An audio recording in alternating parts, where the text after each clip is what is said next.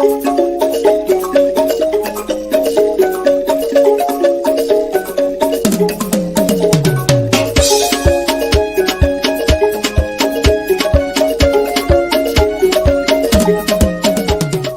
24th through the 28th. The African Kings and Queens are coming to you for business, networking, and sharing of Pan-African ideals. The venue will be the illustrious En Garde Arts Hotel in St. Louis, Missouri.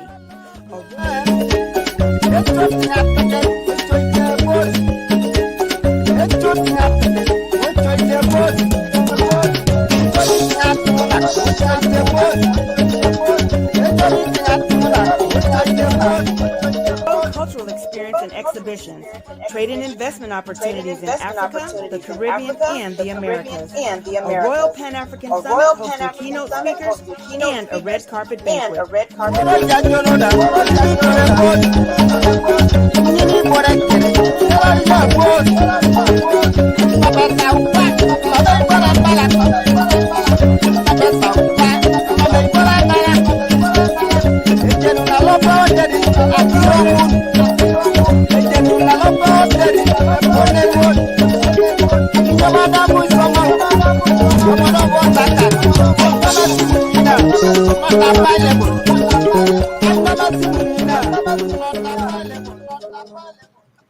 Peace, blessings, and Pan-African love, everyone, and welcome to Roots of Africa, presented by AIDO Network International. Today, we are continuing our series on unpacking the Tears of Love Royal Pilgrimage to the Americas and the Caribbean. As you know, AIDO Network International does everything possible to find personalities to share with you their views and advice on the revival of Africa's traditional culture, values, and best practices in a world which tends to minimize and ignore their importance. I'm your hostess, Her Royal Highness Queen Aminata, along with my co-host today, His Excellency Ambassador Namboka, the Vice President of AIDO and Vice President of the African Open University, Switzerland. Welcome to the show, Your Excellency Namboka. Thank you for having me. Today, we have the distinct pleasure and honor of welcoming Ambassador Chief Eric Phyllips from Caricom, who is the Vice Chair of the Caricom Reparations Commission and the Chairperson of the Guyana Reparations Committee. He is also an executive member of the African Cultural and Development Association, and he was the first president of the African Business Roundtable in Guyana.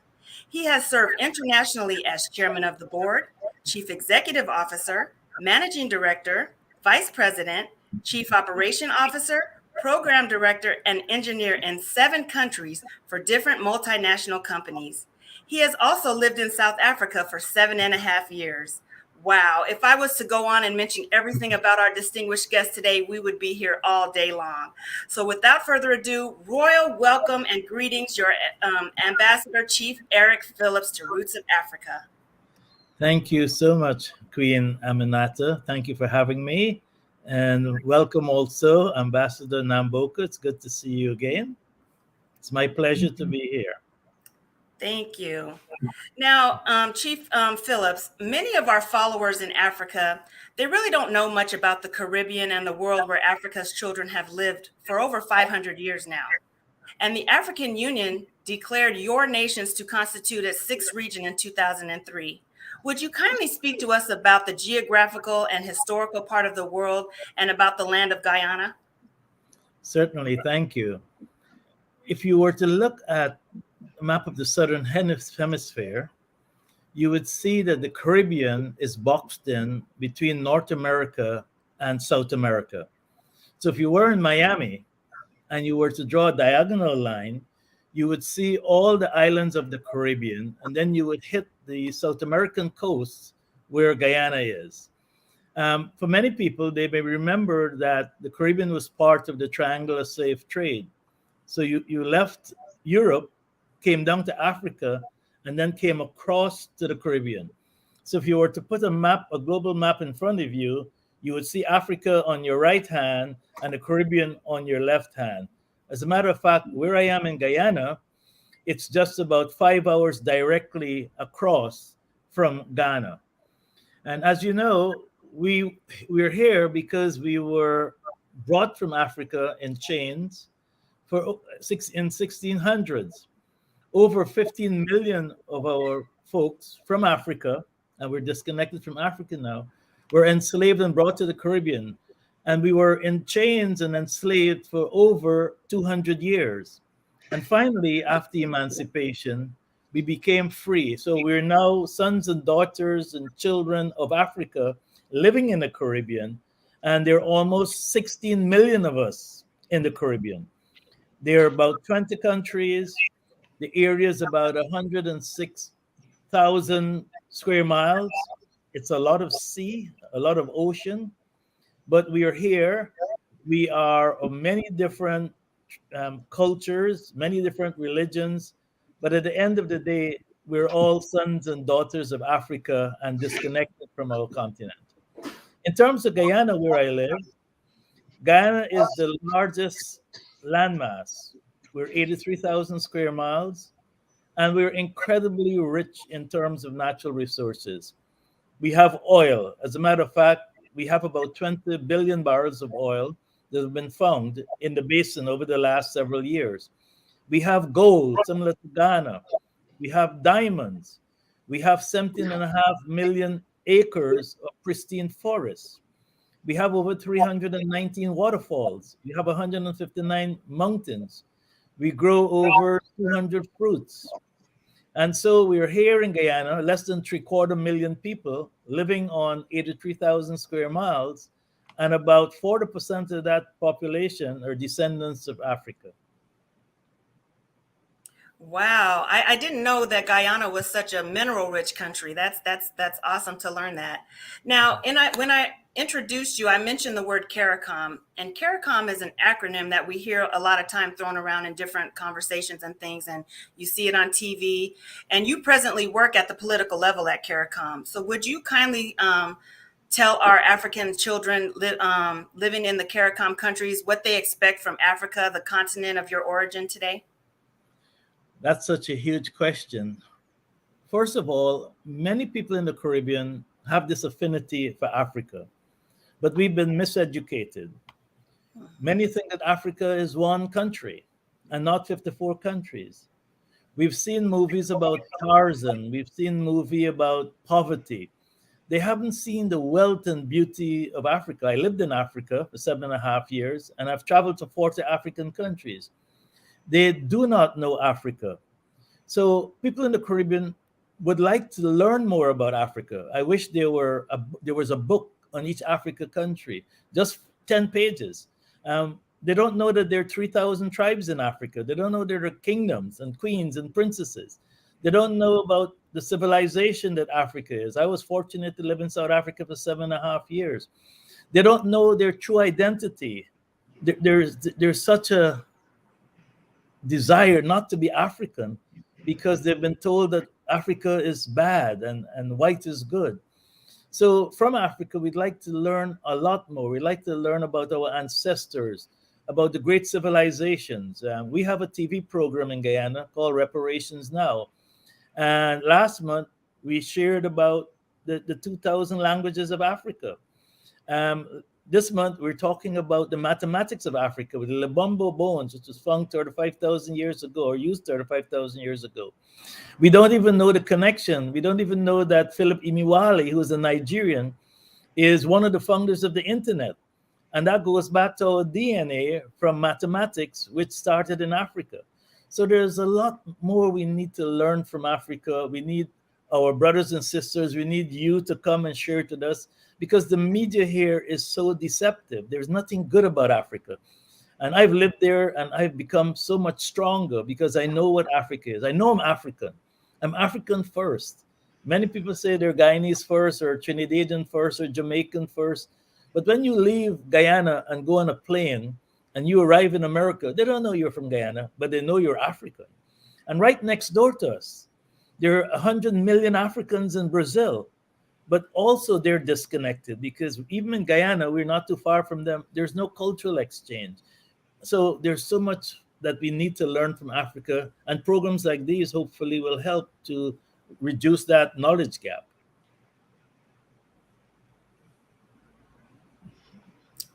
Thank you. Ambassador Namboka, do you want to chime in here?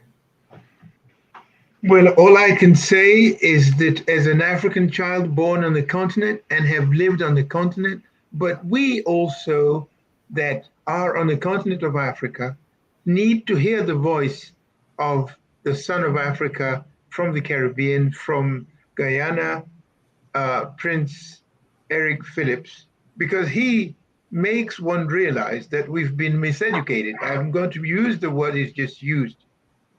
One of the African children in the diaspora was, I think, Carter Williams. And Carter Williams wrote a book about 50 years ago.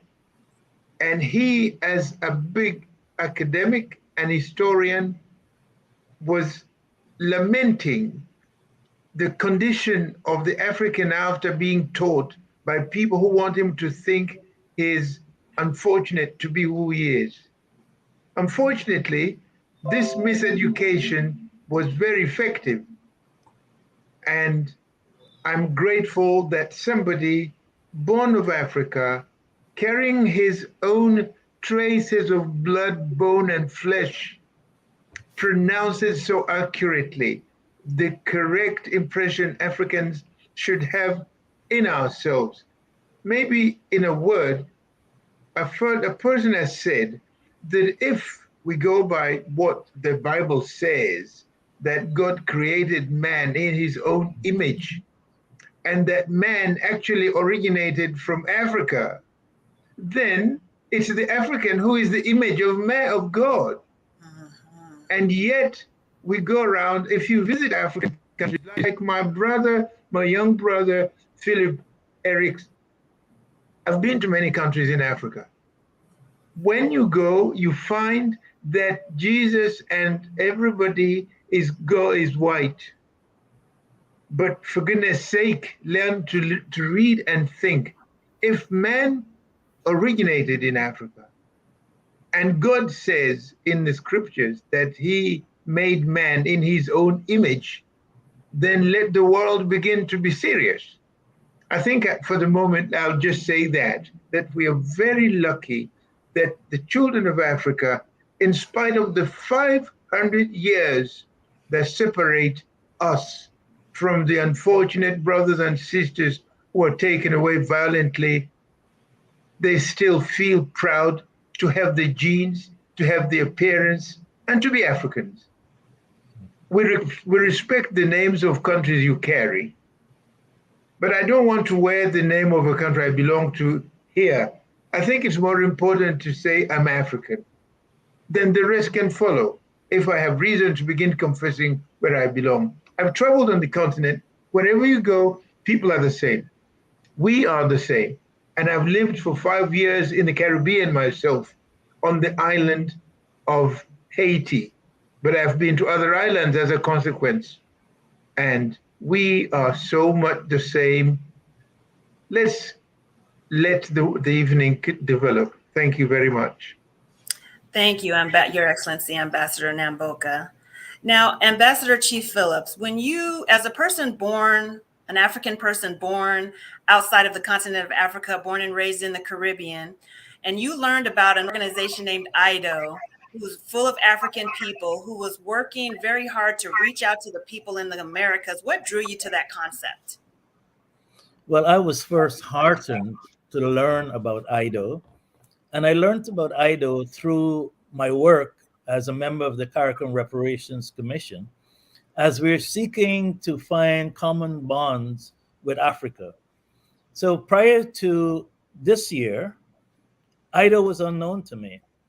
And it's such a critical organization. The work that AIDO is planning to do is so critical because we need to reconnect. And as I've learned more about AIDO, and I've met AIDOers because I was in South Africa in March and April, I felt welcomed. I felt being part of Africa. I felt my lineage. And so when I heard about AIDO, I didn't give much thought to it because I said, oh, AIDO, just another organization. But AIDO lives, and AIDO could be the thread that ties us together. And I'm hoping that our relationship, Caricom and AIDO, will bring that about. It is so critical in this international decade where we need to reconnect, where we need to learn about each other. The world is in chaos, and Africans are all over the world, and they're deemed to be at the bottom of the ladder, regardless of our accomplishments. So I'm hoping that through cultural exchanges, through educational exchanges, and through commercial exchanges, because you're only as strong as your economic strength. And we need in the Caribbean to link to Africa. In Guyana, we have Chinese, we have Amerindians, we have Indians from India. They have the names of their ancestors.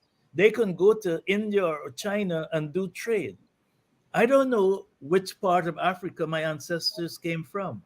I mean, I'm going to do the ancestry test, but AIDO is a critical link in making us whole, in creating this reconnection that is consistent with the theme of the international decade. And so I was so pleased to not only find out about AIDO and their potential and what their goals are, human rights, etc., but I'm glad to be connected with AIDO.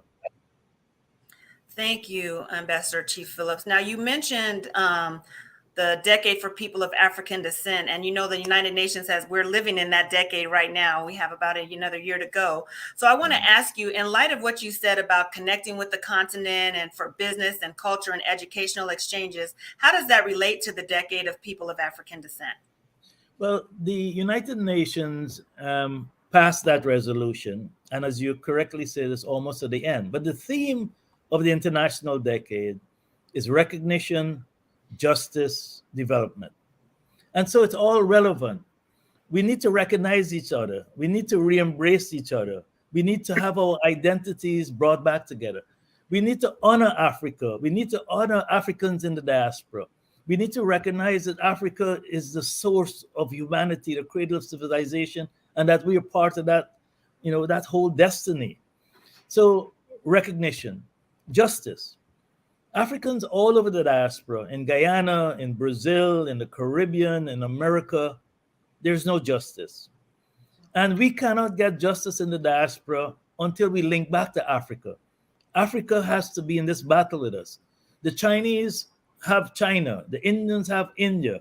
All over the world, you see these other ethnic groups, these other races looking at a motherland to trade, for political support, for diplomatic support. So the justice part, we're seeking reparations. We're seeking reparations from 9 countries in Europe who plundered us, who plundered Africa.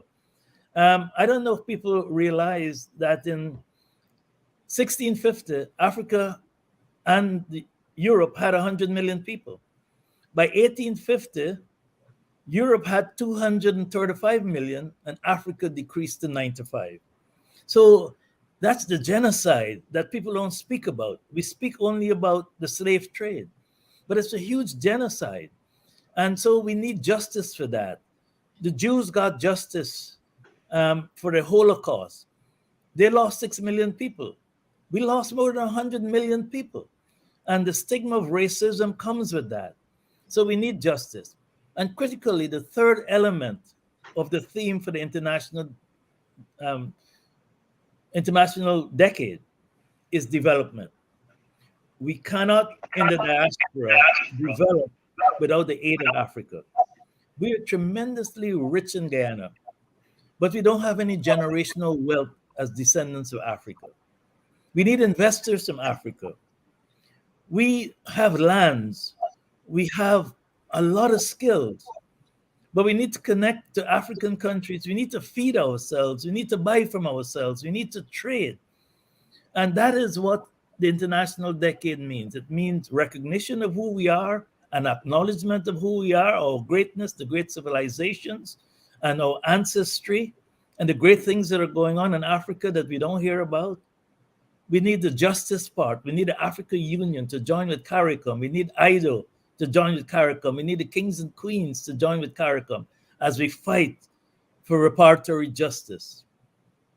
And then, of course, we need to work together with all Africans to build our economy, not just the economies in Africa and the economies in the Caribbean, but a global African economy, which is huge if we were only allowed to do it. Most of the wealth of the world is in Africa and came out of Africa. It's being exploited, and it's not being exploited by Africans in the diaspora. So the international decade is a period for us to understand, or at least recognize, who we are and what we should be doing. Whether we do it or not is a whole different issue, and AIDO hopefully will help to make that happen.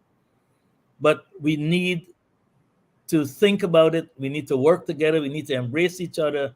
We need to collaborate. We need cultural exchanges. We need trade so that we again become what we are, the cradle of civilization, the cradle of humanity. Thank you, Ambassador Chief Phillips. That was a wonderful response. And you said a lot in there that was jam packed with information. So I'd like to check in with His Excellency Ambassador Namboka. Your Excellency, as someone who's worked at the international level and you understand how things work globally, how does what AIDO is doing with this royal pilgrimage to the Americas and the Caribbean tie in not only with what Chief Phillips said, but with the decade of people of African descent from your perspective? Thank you very much indeed, Queen Aminata. Again, it would be unfair to say anything before expressing appreciation, gratitude, and solidarity with Africa's son, Eric Phillips, for what he said. The African decade, the decade for people of African descent, in our view as AIDO, is a challenge. It is an invitation to Africans on the continent, just like it sounds so accurately a call upon people of African descent, but we just call them Africans away from the continent. These people who recognize themselves as being African, recognizing what AIDO's dream is, make us want to say the following things. AIDO is an apolitical, non-profit making organization. We use culture as a vehicle to make people do the right thing. And Queen Aminata, you've just said that why do we bring in this dimension of African queens and kings and royals? We go into the cultural importance of human societies. Chief Eric Phillips just said that other people have lost languages while others keep their languages. We have walked around the world. When you go to India, people speak a language that belongs to the people, and they do things up to science and mathematics and everything in their language. The Japanese do the same. The Chinese do the same. If you go to Britain, people speak English. If you come to France, where I live, people speak French. But Africans, unlike any other person, are busy and fast throwing away anything that is cultural. That is at the level of language. It's a shame. And I'm going to talk about the African diaspora. For us, we see it in two parts. The historical diaspora, the descendants of the African that were unfortunate 500 years ago to be taken away against their will in torturesome conditions, of whom Queen Aminata and Chief Eric Phillips are the descendants, the children of those Africans. That part of the diaspora is, for the moment, the focus of AIDO. But there is another part of the diaspora. That's me. People like me who left Africa over the last few decades. We still have our siblings on the continent. We still belong to modern European created states. But Africans in the diaspora have a responsibility under this decade for people of African descent. We have the chance to see more, because the son of Africa, Eric Phillips, has emphasized the importance of his having lived on the continent and been to about 40 countries, that changes him from someone that has never been to Africa to see the world from a very different perspective. AIDO takes the cultural base and says we want to go to the roots. In fact, this program we are having now is the roots of Africa. We want to go to the roots culturally. As a people, Africans were people that lived in empires, in kingdoms, with plenty, wealth, and a lot of self satisfaction. We were so wealthy, so well off, that the world envied us and came to attack and steal gold and steal human beings and sort of ransack our countries. Now, with the coming of European administration, there were systems imposed on society. And the kind of normal human organizational evolution of society was thrown away. On the continent today, most countries can't feed their people. They go begging in countries which became rich because of Africa. We look down upon ourselves, and we're looked down upon by these people we go to beg from. And we are saying Africa has to go back to the roots. Let us search what we lost. The kings and queens in Africa and the pharaohs have been documented. A pharaoh was a father to his people. A king was a father to his society, and he listened and he respected ethics and morals and humanity. Many of our leaders today are not basing their leadership styles on the tradition. We have been taught, and we talked about the miseducation, we've been taught to do things in a way that very often leaves societies unhappy. Some are extremely well off, while the big part of societies live in poverty and misery. And AIDO says, let's go back to the roots. Leaders that lead us today should be encouraged to lead on the basis of traditional African leadership. A leadership that takes the people you lead as your family, that you make medicine available, that kids go to school and they get jobs afterwards, and that in African traditional society, embezzling was anathema. You don't murder a neighbor. The whole village will disown you. This is going back to the roots. The superficial creations from 1884-85 in Berlin, we call countries today, have taken the African away from the initial values of society. So that's why we're talking about kings, a sign of pride that used to be there before invaders came. We respect the traditions. We respect the philosophy that led societies of Africa to be prosperous. And we were the first society, human society, to lay the basis of morals, of ethics, of equity. In science, we laid the basis. You can't be an idiot and construct a pyramid. You can't be an idiot and do that. Again, we go back to the basics.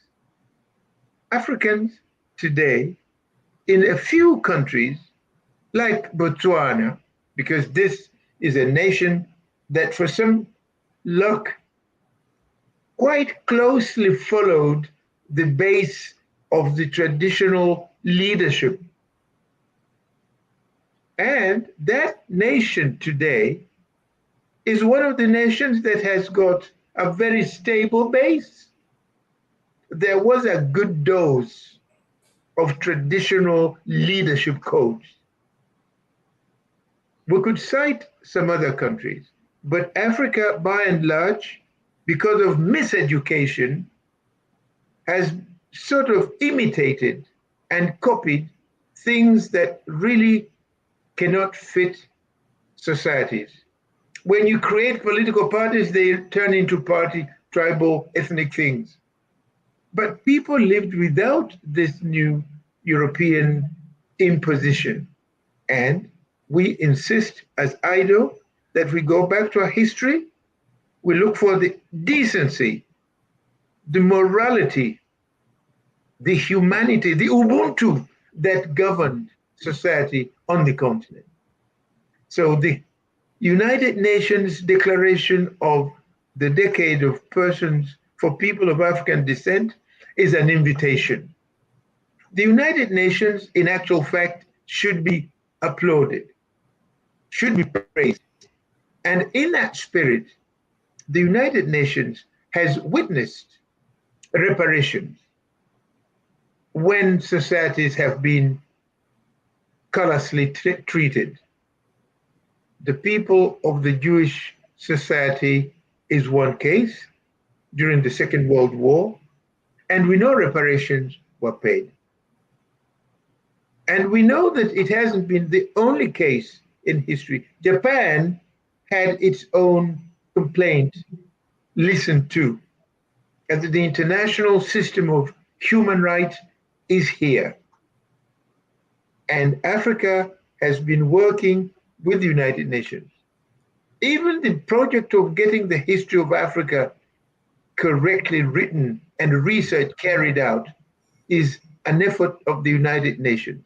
So my having belonged to the House of the United Nations makes me look optimistically at what can be done. But Africa must take a lead. And AIDO is an African organization by and large. And we are saying Africa will not be one without all the Africans in the world. And this takes us to the theme Pan-Africanism.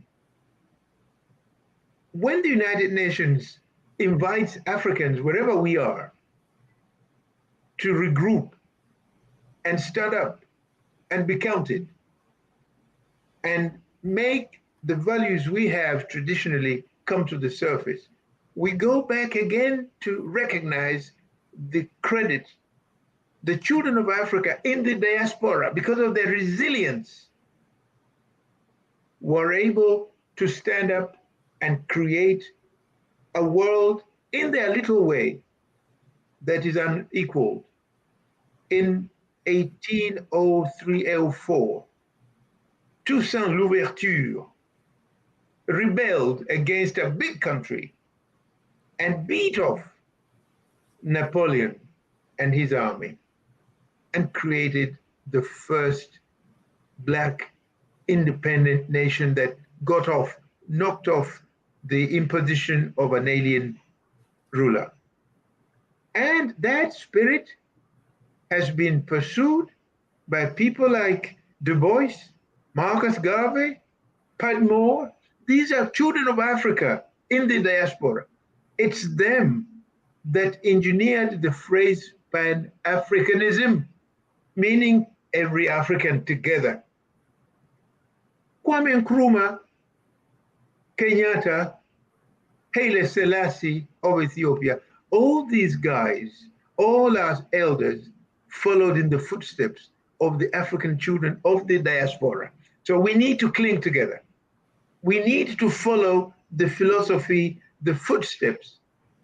And to be brief, the United Nations actually is reviving the spirit of oneness, the spirit of a universal sense of being a proud African. We in the United Nations, when I belonged there, and I happen to have served in the field of the United Nations Office of the High Commissioner for Human Rights.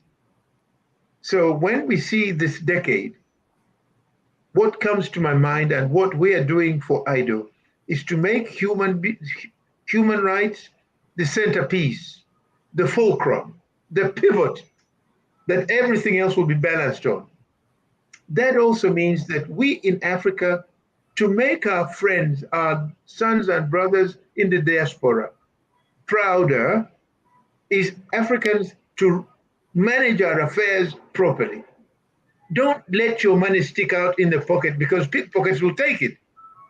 We have to be vigilant, we have to be serious, and then this wealth will be at our service. But if we are not careful, vultures will continue coming and picking the money from your pocket. All the wealth that we have will not benefit us. That is what AIDO is trying to labor towards. Within the framework of the United Nations Decade for People of African Descent, we say it's now time to move up and forward and fast. Thank you very much. If that contributes to the question you put to me, how do we link AIDO's thoughts and ambitions, dreams, with the spirit of our brothers and sisters in the diaspora within the framework of the decade? Thank you again. Thank you, Your Excellency. And I wanted to just follow up with something you said that really struck me. And you're correct in saying that our people on the continent, many of them have adopted the ways of the colonizers. So they've moved away from the traditional way of doing things. And then those of us in the diaspora who were actually born in the colonizers' countries, we grew up under their laws and rules. So it's what we know. And so that's why AIDO is so very important as a global international organization of African culture, because AIDO is representing the teaching and the education of the culture and letting us know that we had a civilization, we had families, we had communities, we had all of these things in place before the continent was invaded. And if we get back to the way things were originally supposed to be, we would be better off as a people. So thank you so very much for sharing that information with us, Your Excellency. Now let's take a break here and watch a clip of some of the royals who will be making the pilgrimage, some of which will be going to Guyana. We'll be right back. Unpacking International Development Organization, AIDO Network.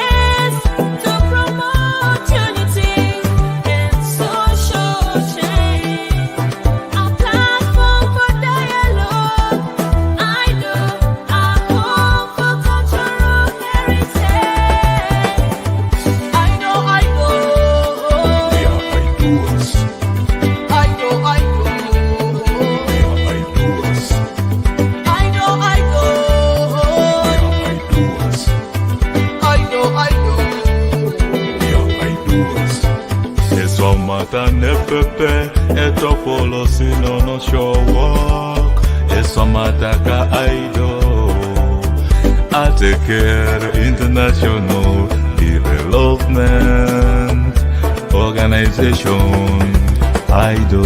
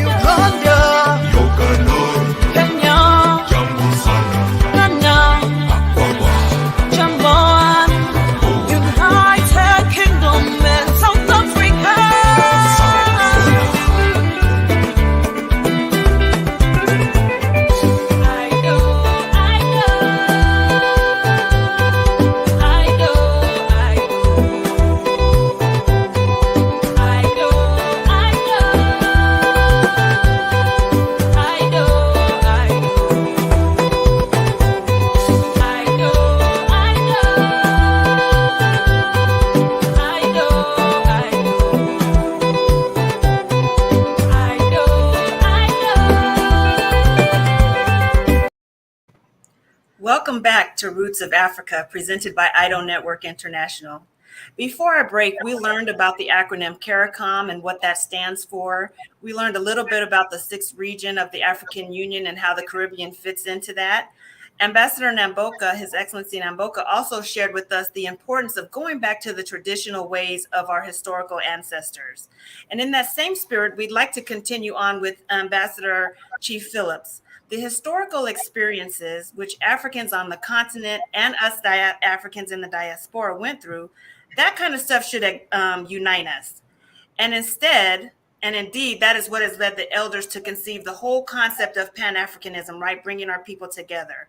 Would you please tell us how you see AIDO's project to take the African kings and queens to Guyana, Antigua, and Jamaica first, and then later on to Missouri and America, how that relates to the concept of Pan-Africanism? Thank you so much, Queen Aminata. The trip to the Caribbean and also to North America, to me and to all the members of my group, is going to be a game changer. It's going to catalyze this transformation that is so critical.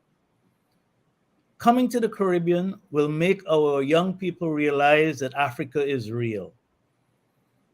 It'll make them realize that that they're African, that they should be proud of who they are.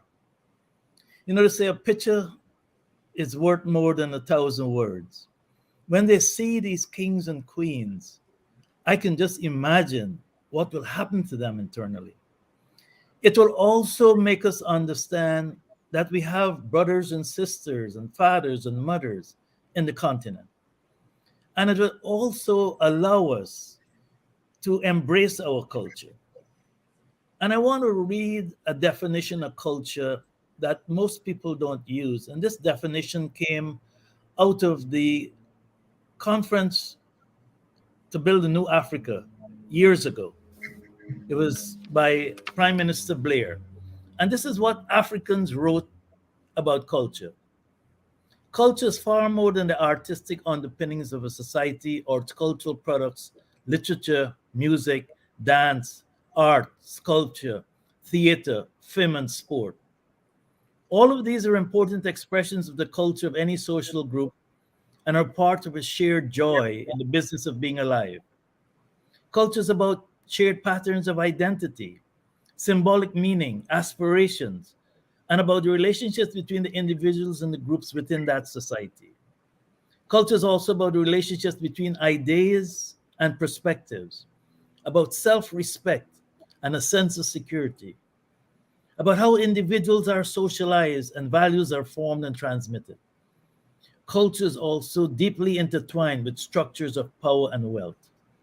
The trip of idlers and kings and queens to the Caribbean and to North America will bring everything I just read together. Because culture is not about just our traditions and our food and how we dress and how we speak. It's about shared identity. It's about how we do business, how we love each other, how we work together.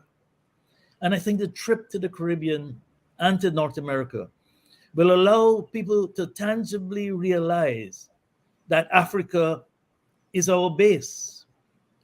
Africa is our catalyst. And there's so many issues in the Caribbean facing descendants of Africa, so many issues in North America. There's this sense of a lack of identity, a lack of perspective, a lack of belonging. And I think the trip will help us to heal that gap. And so it's very important that this trip happens. And that when the trip happens, that the organizers on the ground put together programs that will allow the kings and queens and everyone else to connect, not just culturally and socially, but economically. It must lead ultimately not only to the cultural bonds, but the economic bonds and to bonds of identity and shared values. So I see it as the most significant event in the decades of people of African descent.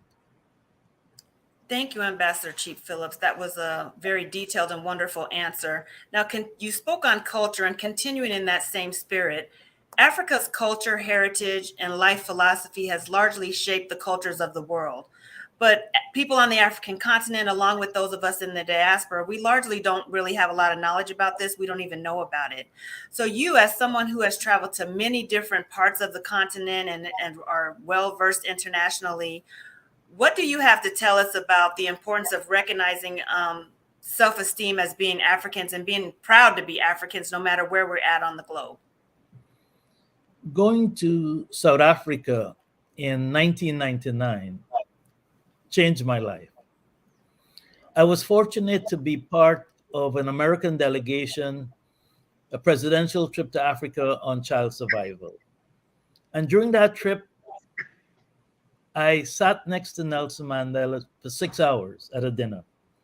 And he asked me to come back to Africa. So that's how I got back to South Africa. But by being in Africa and living in Africa, it gave me a courage and a self-worth that I could never get without having visited the continent. I know that in my DNA, there's greatness. We were the first engineers, the first doctors, lawyers, teachers, builders, architects, agriculturalists. And we've lost that sense of whom we are. And so by me living in Africa and being in Africa, it made me realize who I am and how great it is to be an African. And so having transformed my life, it allowed me to come back to Guyana to try to make changes that will make the people in Guyana adopt or reconnect with their Africanness, to believe in themselves, to know that don't listen to what people say that you can't do mathematics. You are mathematics. You built the pyramids. The Dogons knew that there was a third star. And for hundreds of years, people couldn't find that third star until they built telescopes.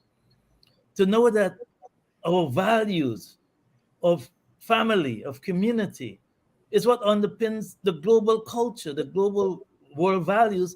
But yet, we were conquered and those things were destroyed and that circle was broken. And so now is the time for those of us who have visited Africa, who've lived in Africa, to try to be agents of change so that we can reconnect, so that the diaspora does not feel like a diaspora. The diaspora should feel like a family. When I hear the word diaspora, it has certain connotations, but we need to use it. The African family comes back together. So, yes, Africa's values, Africa's cultures are all what built humanity, the good part of humanity. And like Ambassador Namboku said, we were invaded and we learned alien habits. And our leaders are now bosses. They're no longer leaders because a leader creates other leaders. Bosses create followers. And so we need to get back to that sense of kingdom where leaders were nurtured through traditional rites, where women had their roles understood and it was compatible to the male role and holistic. Exactly. We've lost that. We're now competing with male and female. We don't know about what a family is. We're looking at families of men and women and women. And we are lost. So hopefully, as we start to share through AIDO and through whatever connections we have, Caricom and AIDO, traditional African values and the role Africa has played in civilization and the humanization of the world and indigenization of the world, that we will become a better people because we need it right now with all these global chaos that's going on. Thank you, Ambassador Chief Phillips. Your Excellency, Ambassador Namboka, you also are well-traveled. You've participated in peacekeeping missions. You've been around many different cultures, not only across the continent of Africa, but throughout the world. So I want to pose that same question to you from your perspective. How important is it for all of us to consider ourselves to be proud Africans and to embrace where we came from and the cultures and things of the continent? Well, thank you very much indeed. Your question is tickly. When we speak about Africans becoming conscious of their humanness and in a sense of equality, you refer back to the key words under which the United Nations placed the decade of persons, of people of African descent. Justice,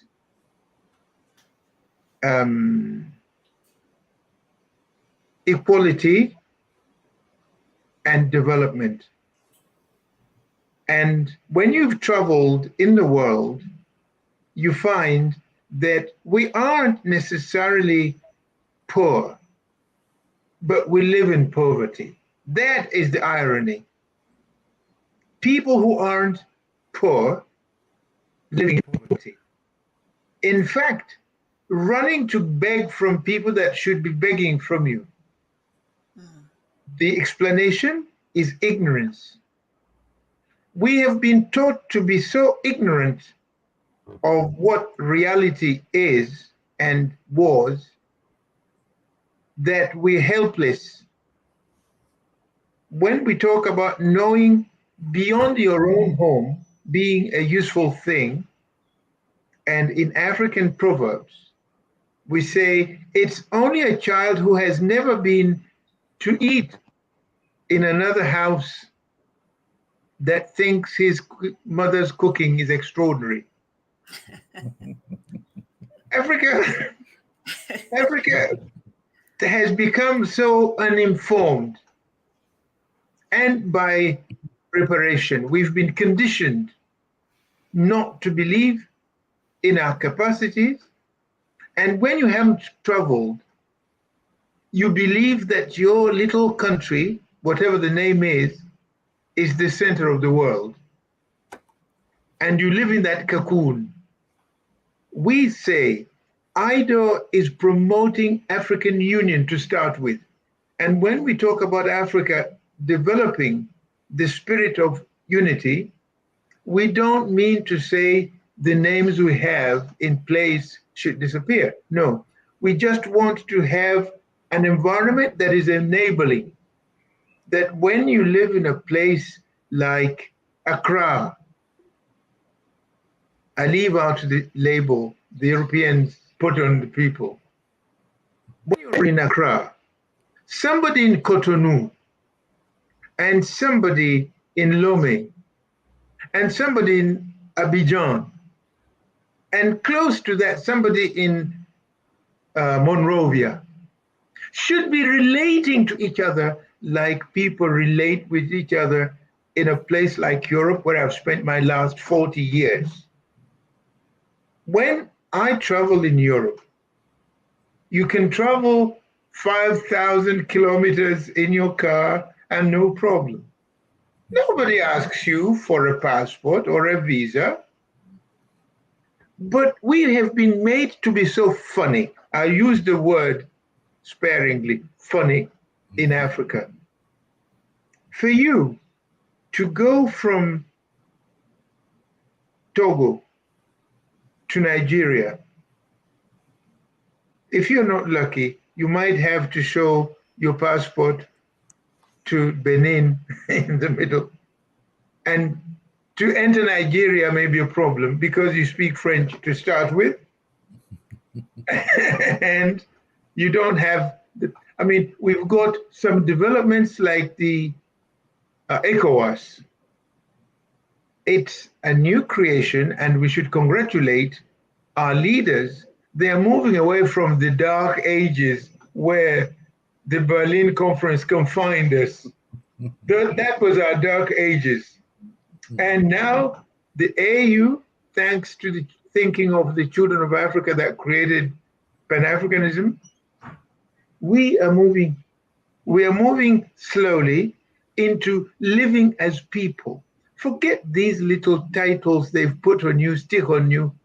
If you are in Uganda, you can't go to the West because it's Zaire and they speak French. And if you can't go down to the South because they used to be the Belgians and you can't go to the north. I mean, this kind of narrow-mindedness is partly what AIDO is trying to fight. Even if you belong to a nation like Kenya, you should be somebody who can you could travel from Nairobi via Namanga down to Arusha without any problem. People should be moving freely. These nations which are prosperous today have worked on the basis of putting in place systems that release synergy, that improve, that make people live together. Africa still lives under the dark ages where you must stay in your own little village because these countries aren't really a thing that is physical, it's just mental. We've been conditioned to think in boxes. We don't think outside the box. So AIDO, by bringing these kind of thinking together, we are a knowledge-based organization. We preach brotherhood, we preach solidarity, we preach self-sufficient and self-confidence beyond the continent, but we must start it on the continent. So when you talk about going with the kings and queens to the Americas, to our people, we are bringing kings from many countries becoming a group of royalties. And when they go to their diaspora, we are the same. And that spirit goes back to the Pan-Africanism. So we think that we are complementary. And this complementarity, by the way, has supporters, has sympathizers. The United Nations, by declaring this decade, is a big positive force on a global scale. But the AU, the African Union, the child of the Organization of African Unity, which is the child of the Pan-African philosophy, the AU is on board. The AU has already made the children of Africa who are not on the continent, we call them diaspora. Actually, it's Africans who don't live on the continent, constitute the sixth region of Africa. Africa has 6 regions: North Africa, South Africa, East Africa, Central Africa, and West Africa, and Africans who live on the surface of the earth out of the continent. So we are saying that the world is here, the continent of Africa, the people that are leading the continent today they're embracing the children of Africa away from the continent.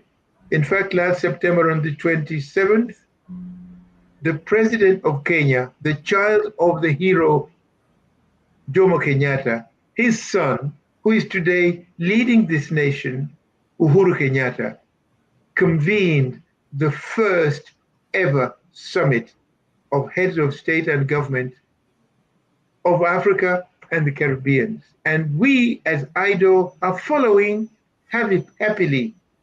We are following the positive thinking by the people in leadership. We respect our leaders. One has to understand that. Respect is Africa's base. And this is why our people in the diaspora, in countries where they're not respected, it's just amazing how foolish humanity can be. Respect. Actually, this is a word I learned from Haiti, from friends, the children of Haiti. You respect a person, you've got his heart. If you don't respect somebody, you are a hooligan. You who can't respect somebody, you are nothing. So we, as AIDO, first and foremost, have great respect for our leaders because they are doing the right thing. Because when we see our leaders not doing the right thing, we may not respect them. But really, in the program of getting Africans together, being brothers and sisters and united, and self-reliant. We are proud of the leadership on the continent now.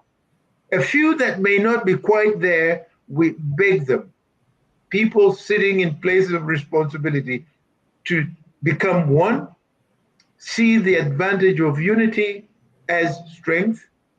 And I think AIDO is only following the footsteps of leadership, sane, ethical, traditional, spirited leadership. And I think with this we can go very far. We have sons and daughters of Africa of the caliber of Eric Phillips. Only a week ago, we had a very distinguished, extraordinary young lady, Dr. Hilary Brown. She gave her wisdom, she gave her thinking, and in this we can't fail.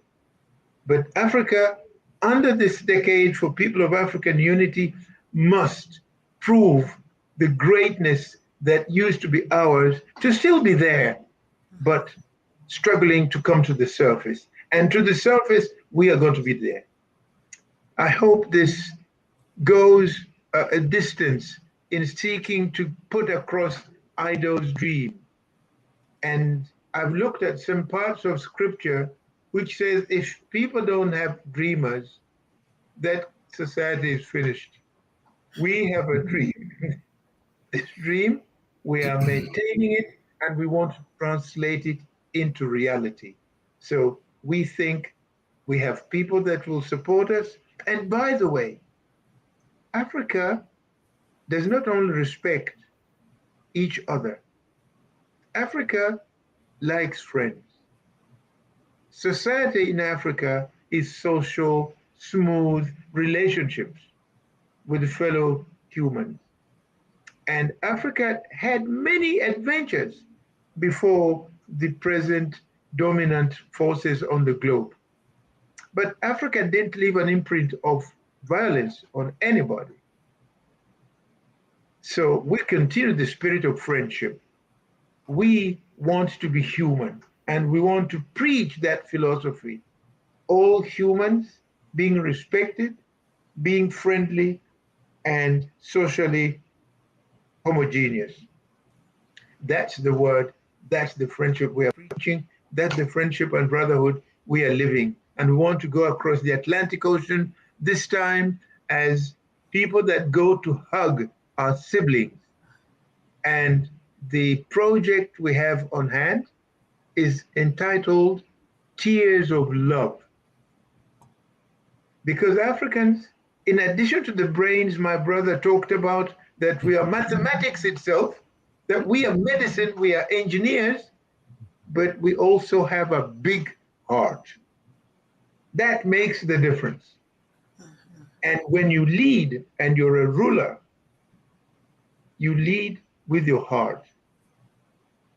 That is what AIDO is trying to rejuvenate. And I think we are together with many people and friends, even those who are not Africans, do feel this message. Thank you again. Thank you, Your Excellency Namboka. And I would like to say that what you said really resonates with me. And under the leadership of organizations like AIDO Network International and Caricom, I know that our people shall prevail, and so it shall be, Ashe. And continuing on in that same spirit, Ambassador Chief Phillips, would you please share with us, you spoke earlier about cultural cooperation. Would you please share with us what areas of cultural cooperation should we encourage Africa and the diaspora to develop together? Thank you, Queen Aminata. My definition of culture is very holistic. So my definition of culture includes not just the traditional cultural things we think about, but economics. So it's all embracing. First, we need to share our values. We need to learn about each other's cultures, whether it's dance, music, food. Well, the food is the same. When you come to Guyana, you'll be surprised that you're eating African food. But it's also about identity. How do we relearn our identity? How do we feel comfortable with being African, with being proud of being African? So those dimensions. But beyond that, If you are poor, your values may not mean anything. And we're a rich people. As Ambassador Mboka said, we are a rich people, but living in poverty. In Guyana, we're one of the most wealthiest countries in the world, but we're poor. So I'm looking for the economic linkages. To me, that's cultural. The Chinese do business a particular way, culturally, looking at how Confucius taught them about family and community. The US looks at individuality in terms of their business and dominance and all those types. That's not our style. I'm also thinking about the Kwanzaa principles. I think if we were to look at human rights, human principles of justice, of community, the seven Kwanzaa principles, which were created in the States, I think that should be embraced by people in the diaspora, whether it's Guyana, the USA, and also in Africa, because it speaks about unity. It speaks about cooperative economics. We stop buying from each other. It speaks about mutual respect. It speaks about really Ubuntu. And what has happened to us is that there's a famous African proverb: when two brothers fight, the enemy inherits the property. That's what's been happening to us, whether we're in the Caribbean or North America or Africa. We need to understand we are family. And culturally, we may have different religions and other things, but culturally, we're Africans. And we need to emphasize that. And I think AIDO, thank you for the opportunity for sharing my views. I think AIDO and other institutions that are culturally based and apolitical will allow us to start to heal, to start to reconcile differences, and start to realize that you may have five fingers, but if you put it in a fist, you're stronger. And that's what we need to learn. That's our culture. It's about community, it's about family. No one should be poor in a family. It's about sacrifice to each other. It's about solidarity. It's about truth. It's about belonging to having the same spirituality, not religion, the same spirituality, the spirit of Ubuntu. Right. Thank you very much, Ambassador Chief Phillips.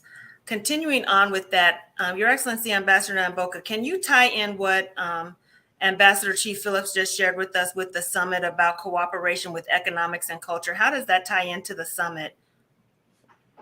Well, the summit essentially, again, is cultural based.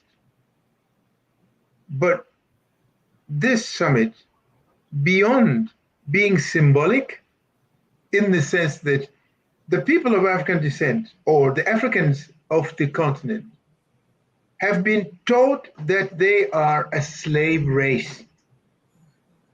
This is grossly misleading and criminal. People, even in any other parts of the world, being a slave very often was a result of circumstances, maybe like there has been a war and you're a prisoner of war, and when you're taken to the victor, you're subjected to certain treatment that may not be fair. But that does not mean you're not a human being.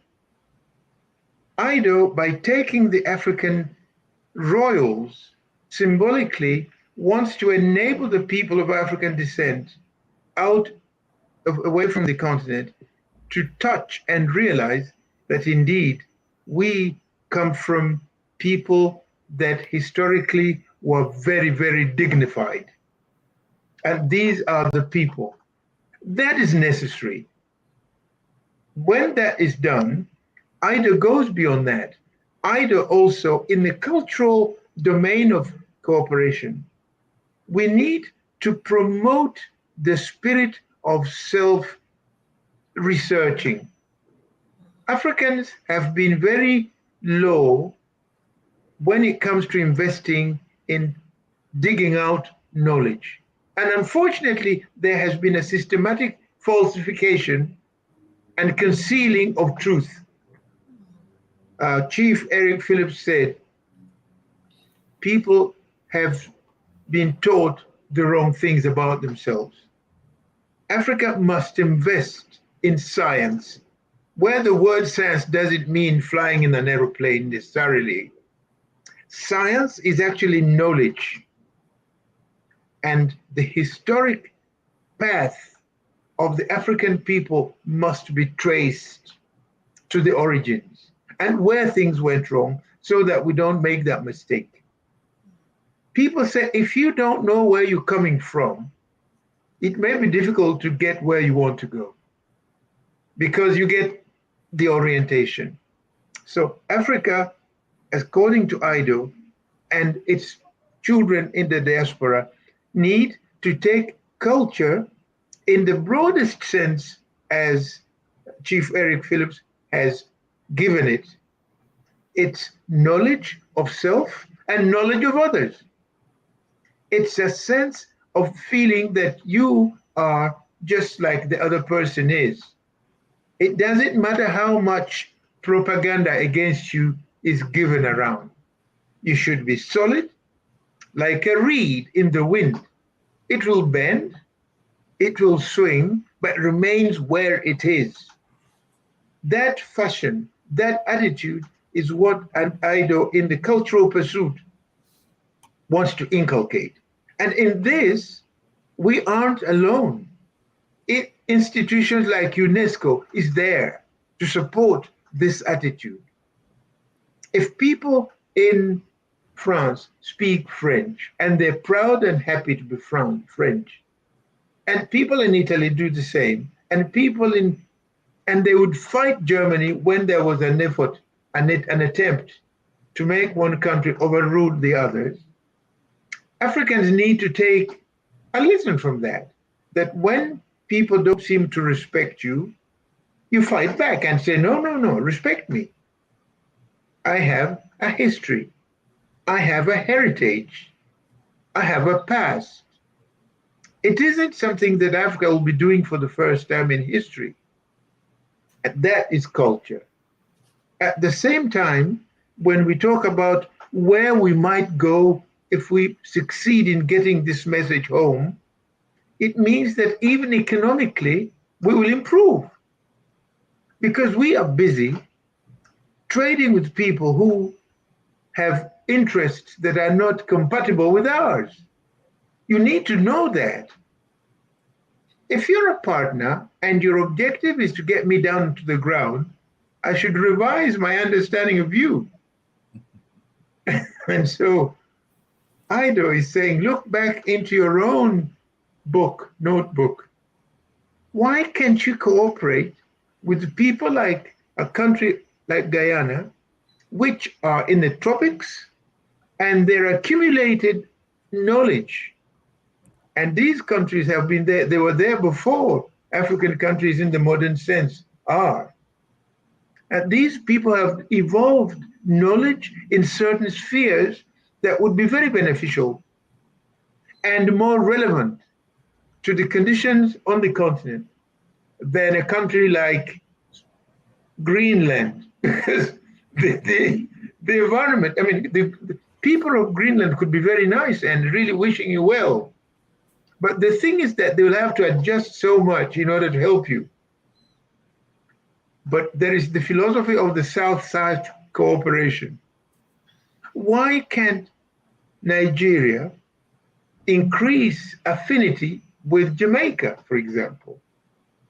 Why is it not possible for Guyana to get closer to Rwanda? It's questions like this. And on the contrary, dying to link up with Korea. See, it's things like these that Africa needs to revisit. This is culture. A people with a destroyed culture are no people. And we are screaming and calling people to attention, for goodness sake. Sometimes even things we wear, it's hot for you, very high degrees, and you're wearing a winter coat crossing the Sahara. The word for this is lunacy, mental lunacy. We need to think. I don't want to be abusive or obscene, but when you look at certain things we do in our courts of law, somebody comes with a European wig on his head. And then you say, what has happened to this African here? Faithfully aping this time. Not even not copying, because copying is all right. You've taken time, you've seen, but why do you wear a woolen wig that you must buy from some other place? These are issues that are cultural, but they can be very tickly. I said earlier that some of the issues here make you want to, it's comic. So our cultural appeal is calling people to think seriously, get down to ask questions, and revive our languages. This is a very important aspect of people's culture. Because when you don't speak a language, or when you lose a language, like most of our people, we have about 200 million African children in the diaspora. I think in the Americas mainly, about 200 altogether. And you know that all these people can't speak any of the mother tongues like some of us could speak. And I know that when I speak in my own language, I've got proverbs that are knots, that are little pebbles of wisdom, morality, these sayings, and they are not known. So let's get busy. Let's get serious, Africa. Let's be united. Let's share humanity together. And we are against nobody. It's not a racial rivalry. No, it's just restoring our dignity and being proud of being who we are, what we look like. You don't have to have a wig on your head. And if it must be for some reason, why should it be like the Eskimos' wig? I mean, for goodness sake, let us have things that are thought out. And we're going on. We became independent, in quotes, mentally. If you say people are independent mentally, somebody can ask a very serious question. And so culture is what that means. We don't want to say rude words. We just want to say, Africa, be ourselves. Ladies and gentlemen, let's go back to the roots. And this is why we talk about the root of Africa. And this trip, this pilgrimage, is out to arouse emotions, sense, brain's labor, and make Africa what we should be like. And nobody's going to do it for us. We must do it ourselves. And together we will do it. That is why we have this project of going with our royal kings and queens and members of government, people who of goodwill are supporting this idea, this dream. And we are making reality of the ideas Marcus Garvey, Padmore, Du Bois put down on paper as imaginations. We want to make it a reality today. That is partly why AIDO is on this project of taking people from the African continent to go and embrace and hug our own people who want to see us, who are dying to see us, and we want to go there. I hope this is something that you wanted to hear in connection with the decade for people of African unity. The affinity we feel should be encouraged and promoted and boosted between Africans of the continent. I would just say that. That's the word, Africans of the continent. Because if you go to African descent, some people are really of African descent, but they don't know they are people from Africa. So we say those who feel they belong to the continent, they're Africans, these are the people we are going out to embrace and hug and encourage to be proud. And we will be better citizens in the world when we respect ourselves. Thank you again. Thank you, Your Excellency Namboka. This has been a very intellectual and power-packed show today. We've learned so much. We've learned about CARICOM, what that means. We've learned about the importance of learning about the continent of Africa and standing up and being proud of who you are and not being ashamed to say, I'm an African.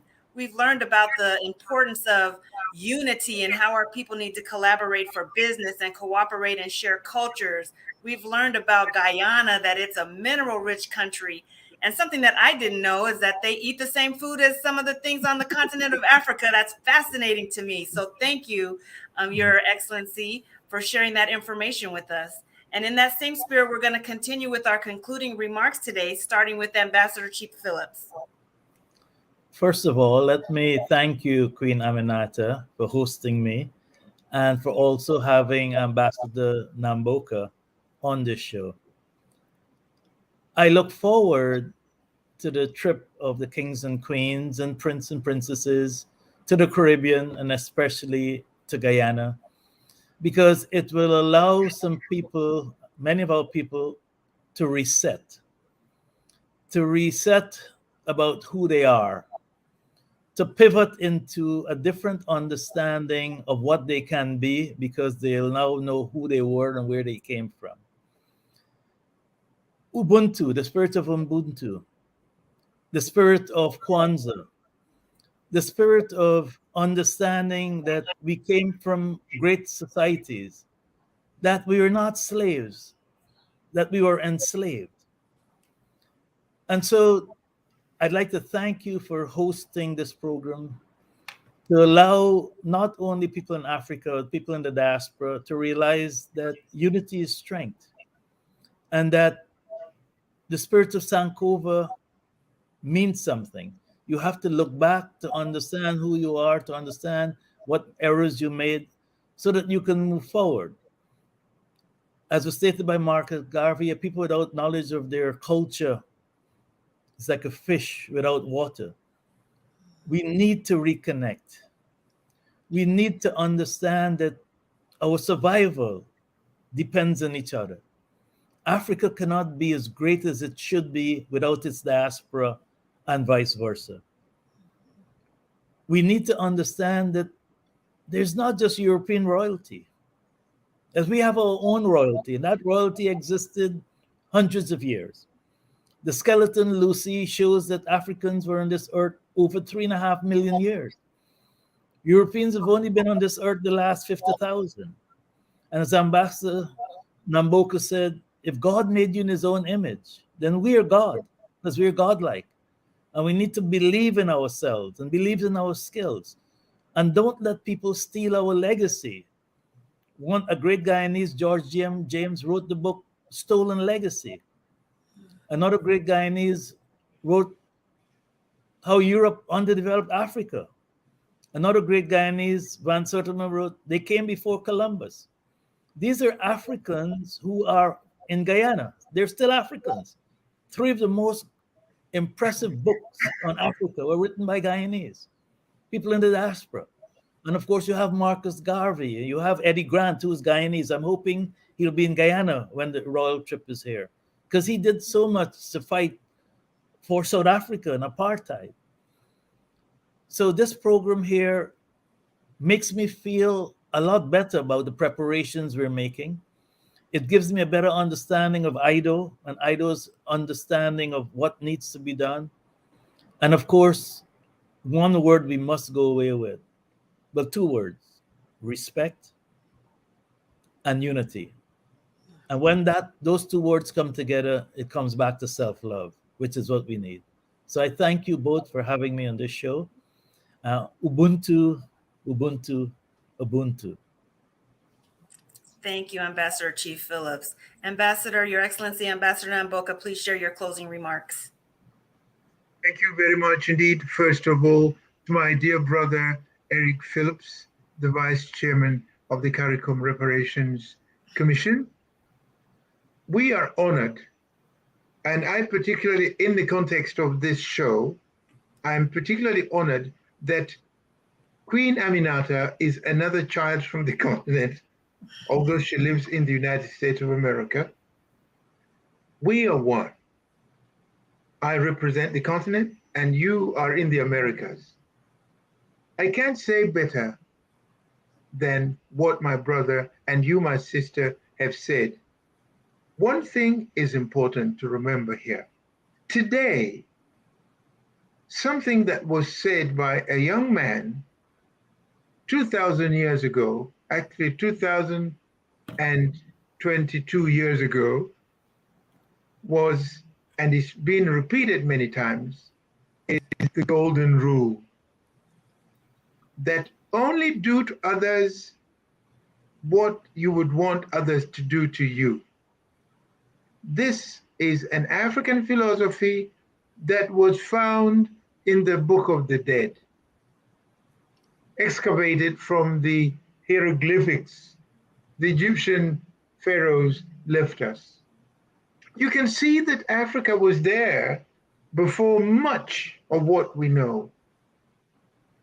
That should give people confidence that Africa is something of great value and of great status.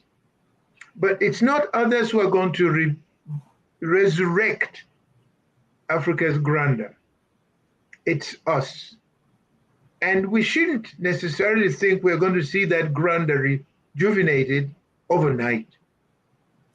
When we talk about the Pan-African movement, it was people that left us a long time ago, Marcus Garvey, Du Bois, and so on and so forth. Eric Phillips, my brother, you've mentioned the names, and we respect and adore those names. One thing I'd like to add as we talk of unity of the African continent is that the two main colonizing countries from Europe on Africa were France and Britain. There is a tendency for us to think that when you speak English, you may not necessarily care to know what the person who was ruled by another language's country represents. So I'd like to say that Aimé Césaire, Yeah. Cheikh Anta Diop, Yep. and a young man from, I think it must have been Martinique, Frantz Fanon. Frank. These people didn't speak English, and their books have been translated somehow, but their grandeur. I talked about Toussaint Louverture, the boy that was such a hero that created the first Black republic in the Caribbean world, Haiti. We need to be one and realize that the language has also, the imposition of the external languages has also been a wedge driven between societies in Africa. And we need to be conscious of that. Within the AU, our mindsets have been prepared differently, so that the people of the Commonwealth tend to see things in a certain color, and the people of the OIF, the Organisation Internationale de la Francophonie, that is another world on the continent. And I think in the message of unity we are preaching here, and self-esteem and brotherhood, we must try to go across and learn and teach our children our mother tongues that are African. That is a must. And when you speak English because your country was administered by Britain, that you also make an effort and learn the other big language on the continent, which is French. Yes. Arabic is important because many countries to the northern part speak Arabic, yes. But most people, I was in Algeria, Tunisia, Morocco, Egypt, they speak English and French, those countries up there. So if you can make sure people who speak English early on during their years of school get to speak French, and the vice versa. I've lived this myself, and I know that you easily relate with people who speak another language, even if it's colonial. It's a prayer, it's an appeal I put in the spirit of unity. Africa will be easier to come together if we invest early enough. Don't remain only Anglophone. Don't remain just Francophone. It's remaining in what I called the European created dark ages for the continent of Africa. We must break the cocoon and be one and relate linguistically more liberally, freely. So the names I just added to the names of our great brothers and sisters need to be discovered. Those who read Sheikh Anta Diop will tell you there are very few African people of the caliber of that man in showing that we were a great, great people and laid the basis of human civilization. But very few care to look in that direction. We are not academics. We people are people living a normal life, but really we want to encourage Africans to be thirsty, to be hungry for knowledge and dig and scratch. Then you'll discover how great we are. Thank you very much again. In the way of conclusion, I would leave that message of brotherhood, oneness, and thirst for knowledge about our past. Then science can be our servant. Thank you very much. You're welcome. And thank you, Ambassador Chief Eric Phillips, for sharing your rich and invaluable knowledge with us today. And thank you to His Excellency Ambassador Namboka for co-hosting the show and bringing in the AIDO perspective as usual. It's just wonderful that you're able to tie all those things together and make it a complete puzzle picture.